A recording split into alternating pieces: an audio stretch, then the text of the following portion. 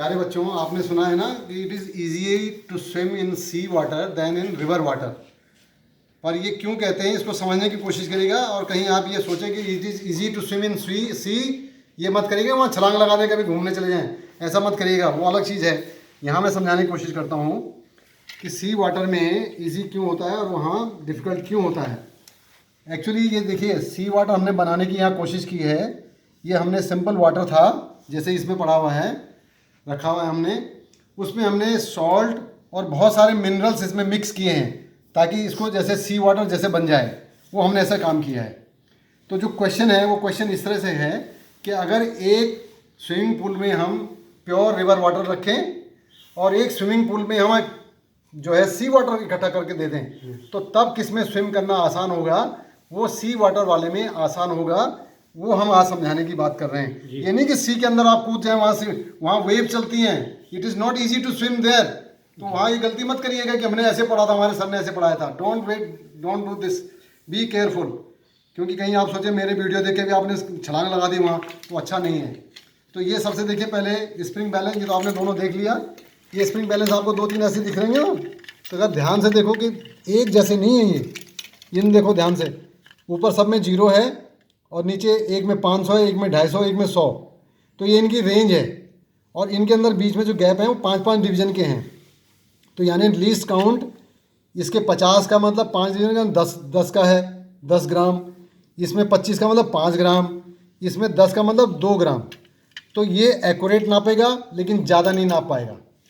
ये उससे थोड़ा कम एक्यूरेट नापेगा लेकिन 250 से तक नाप लेगा, वो 250 तक नहीं नाप सकता था। इसी तरह से ये 250 के बाद नहीं नाप पाएगा, ये आधा केजी नाप लेगा। लेकिन अगर कम वाला नापने आपने 2 ग्राम 5 ग्राम, तो ये नहीं नाप पाएगा। इसलिए लीस्ट काउंट की अपनी महत्व है। तो इसलिए हम सबसे पहले, चूँकि कैंडल जो है 250 के आसपास की है, इसलिए हम ये 250 की रेंज वाला मैंने लिया और इसको मैं पहले एयर में वेट करूँगा। तो देखिए क्या होता है, कितना आता है। ये करीब करीब 230-35 के आसपास होगा। जब देखें ध्यान से आप लोग ही, एयर में कितना आ रहा है। 25 के बाद कितने खाने हैं, इतना बता दो बस मुझे। 1 मिनट सर। 200 250 के करीब आ रहा है सर ये। 250 है ना, चलिए ठीक है 250। अब इसको मैं पानी में डिप कर रहा हूँ। अब पानी में जैसे मैंने डुबाया, अब इसका आप देखिए कितना आ रहा है। ये तो 0 हो गया क्योंकि ये तैर रही है, ये तो तैर रही है ना, तो इसका 0 हो जाएगा। जो तैरेगी वो 0 होगा। अगर इसको डुबा देंगे तो डूबने वाला होता तो हो जाता। तो ये तो तैर रही है, वेरी गुड। अब जरा पत्थर वाला लाइए, जरा देखिए, क्योंकि ये अपने वेट से ज़्यादा वेट का वाटर को डिस्प्लेस कर देता है। अब इसमें हम देखें ध्यान से कि ये इसका एयर में देखिए कितना है, इसको देखिए एयर में कितना है। 1 मिनट सर। 77। अब इसको हम पानी में डुबाते हैं। देखिए पानी में डुबा के अब देखिए कितना है इसका। 1 मिनट सर। 50। 1 मिनट। देखिए ध्यान से देखिए, पानी में हमने डुबाया तो इसने कितना आया, 51। 51 मतलब एक डिवीजन है ना। हाँ जी। 50 के बाद एक डिवीजन, हाँ जी। तो एक डिवीजन इसका कितना था, 5 का था। तो कितना हो गया,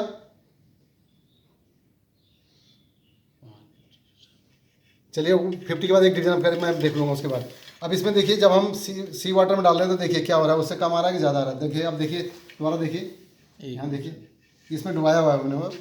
अब इसमें देखिए ज़रा कितना आ रहा है, 50 से कम हो गया या 49 हो गया। तो एक डिवीजन को आप 1 मान रहे हो, कैसे मान रहे हो? 40 के बाद कितना आ रहा है वो, या 45 के बाद कितने डिवीजन है? वो डिवीजन का कॉस्ट की अलग है वो वैल्यू। मुझे सिर्फ ये बताइए कि 45 के बाद कितना है, डिवीजन बता दो तो। अच्छा चलिए मैं देख लेता हूँ। ये देखिए एक डिवीजन इसका जो है ना 5 का है, तो ये 45 आ रहा है इसमें। और जब हमने पानी में डुबाया था तो ये आया था 51 नहीं था, 55 था। और जब हवा में था तो ये था 90।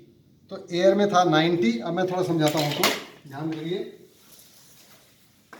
एयर में था इसका, वेट इन एयर था, weight in air 90 gram stone का।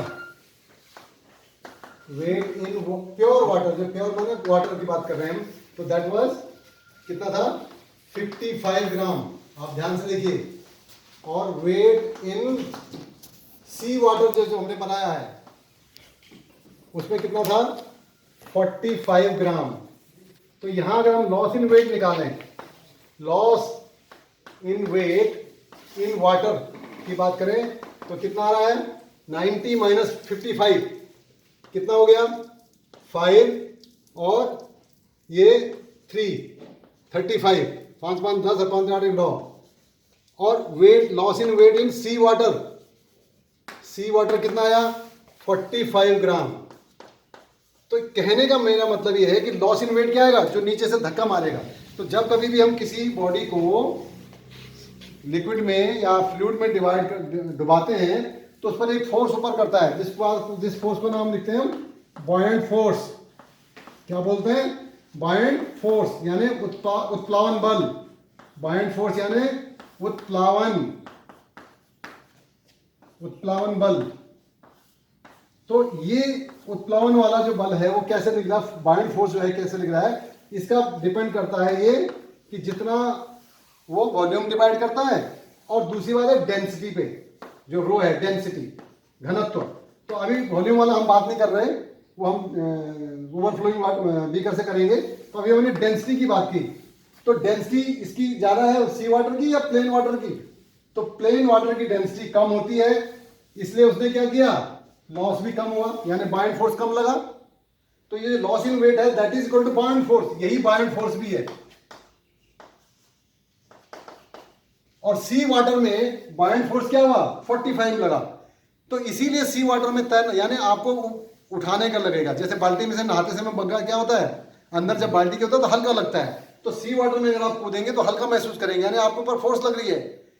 लेकिन रिवर वाटर में कम फोर्स लगेगी, इसीलिए स्विमिंग में आपको तैरना किस में आसान होगा सी वाटर में। लेकिन सी के अंदर क्या होता है वेव्स वगैरह चलती हैं और कोई चीजें बहुत सारी होती हैं उसके अंदर, इसलिए वहां नहीं कूदना, वहां डेंजरस है वो। तो ये फैक्टर हमारा समझने का था कि how the density is affecting the buoyant force.